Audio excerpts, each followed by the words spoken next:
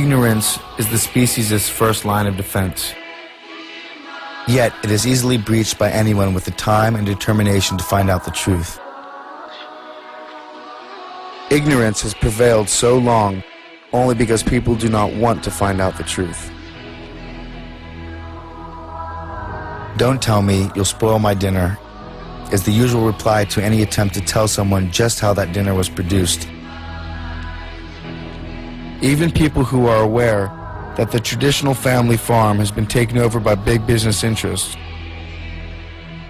that the clothes come from slaughtered cows, that their entertainment means the suffering and death of millions of animals, and that some questionable experiments go on in laboratories,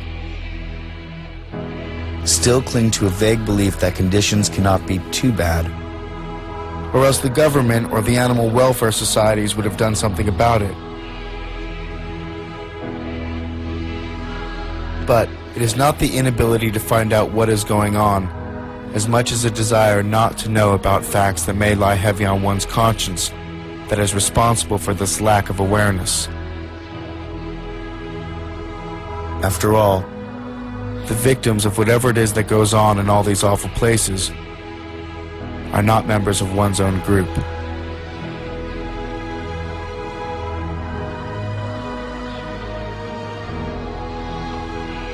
It all comes down to pain and suffering, not intelligence, not strength, not social class or civil right. Pain and suffering are in themselves bad and should be prevented or minimized, irrespective of the race, sex, or species of the being that suffers. We are all animals of this planet. We are all creatures. And non-human animals experience sensations just like we do. They too are strong, intelligent, industrious, mobile, and evolutional. They too are capable of growth and adaptation. Like us, first and foremost, they are Earthlings. And like us, they are surviving. Like us, they also seek their own comfort rather than discomfort. And like us, they express degrees of emotion. In short, like us, they are alive. Most of them being, in fact, vertebrae, just like us.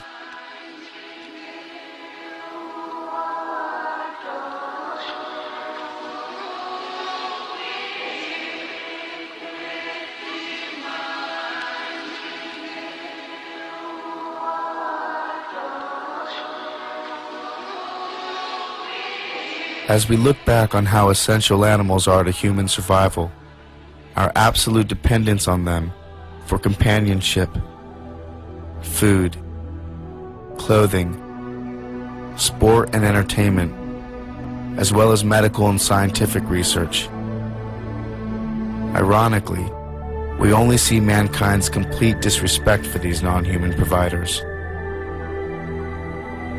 Without a doubt, this must be what it is, to bite the hand that feeds us.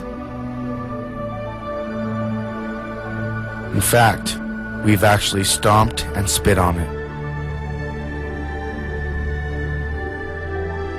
Now we are faced with the inevitable aftermath. This is evident in health reports due to our over-excessive consumption of animals. Cancer, heart disease, osteoporosis, strokes, kidney stones, anemia, diabetes, and more. Even our food has now been affected, and at its very source. With antibiotics used to promote weight gain in animals who can't gain weight under the stressful, overcrowded living conditions in factory farms.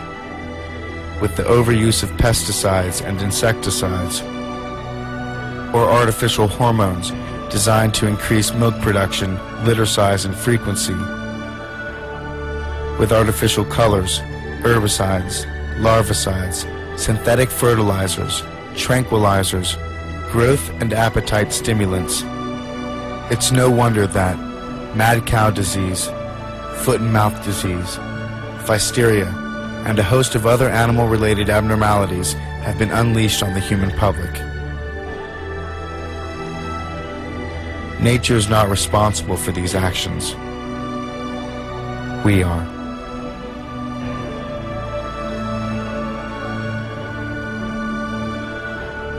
So a change is inevitable.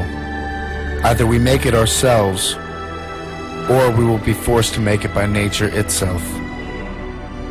The time has come for each of us to reconsider our eating habits, our traditions, our styles and fashions, and above all, our thinking.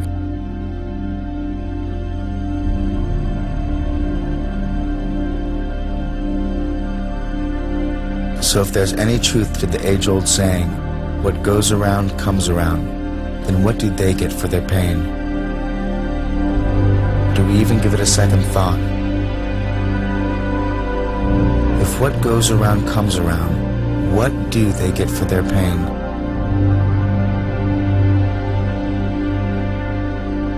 They are Earthlings.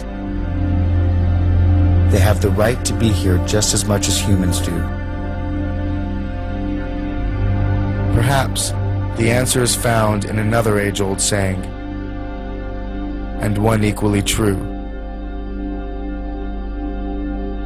We reap just what we sow.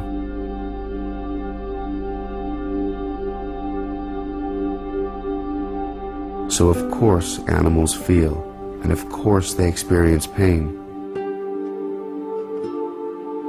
After all, has nature endowed these wonderful animals with well springs of sentiment so that they should not feel? Or do animals have nerves in order to be insensitive?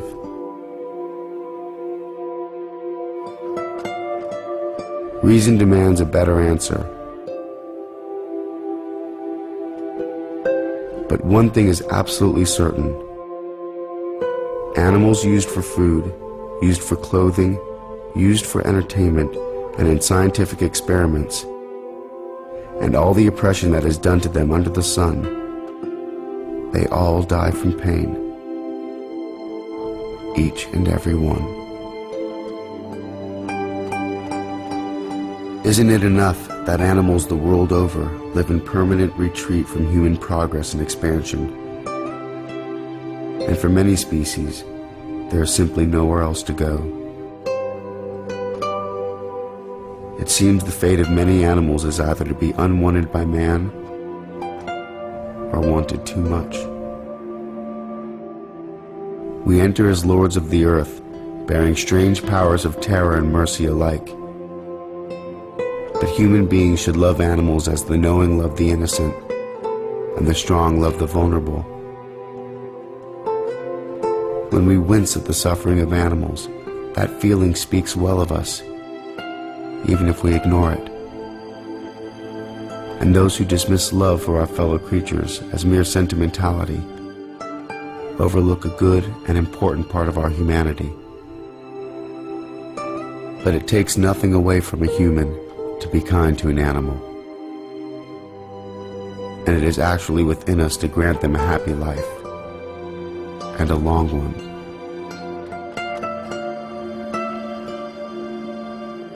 On the heath, King Lear asked Gloucester, "How do you see the world?" And Gloucester, who is blind, answered, "I see it feelingly. I see it feelingly." Three primary life forces exist on this planet: nature, animals, and humankind.